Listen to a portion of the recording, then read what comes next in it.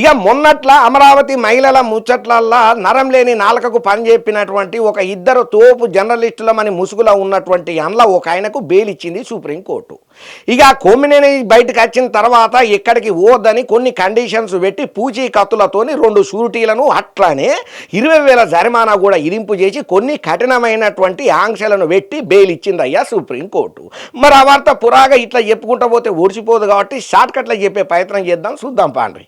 ఇక రాజధాని ప్రాంత మహిళలను కించవరిసేటట్టు ఇద్దరు జర్నలిస్టుల ముసుగులో పెద్ద పెద్ద పగలబాలు వరకు నరం లేని నాలుకకు పని చెప్పిన కేసులలో అరెస్ట్ అయినటువంటి సాక్షి టీవీ యాంకర్ కొమ్మినేని శ్రీనివాసరావుకు సుప్రీంకోర్టు ఆదేశాల మేరకు మంగళగిరి కోర్టు షరతులతో కూడిన బెయిల్నైతే ఇచ్చిందయ్యా. కోర్టు అనుమతి లేకుండా బయటి దేశాలకు పోవద్దని ప్రతి నెల 2, 4 శనివారాలల్లా తుళ్లూరు SHO ఎదుట హాజరై సంతకం చేయాలని, పోలీసుల విచారణకు సహకారం చేయాలని, సాక్షులను ప్రభావితం చేసుడు, బెదిరించుడు, ప్రలోభాలకు గురి చేసుడు వంటి చర్యలకు పాల్పడద్దని చెప్పి హెచ్చరికలను సుతం గట్టిగానే ఇచ్చింది. కేసుకు సంబంధించిన విషయాలను మాట్లాడరాదని ఎక్కడ, అసభ్యకరమైన పదజాలం వాడరాదని ఎక్కడ, ఎదుటోళ్లను కించవరిసేటట్టు మాటలు మాట్లాడొద్దని క్లియర్ కట్ గా చెప్పింది అయ్యా సుప్రీంకోర్టు. ఇంకా అంతనే కాదు, 20,000 చొప్పున 2 షూరిటీలు సమర్పణ చేయాలని కోర్టు ఆదేశాలు సుతం ఇచ్చింది. సోమవారం రాత్రి గుంటూరు జిల్లా జైలు నుంచి కొమ్మినేని విడుదల అయ్యిందయ్యా. వైసీపీ నాయకులు Ambati Rambabu, YCP legal cell న్యాయవాదులు, ఇంకా కొంతమంది పెద్ద పెద్ద తలకాయలే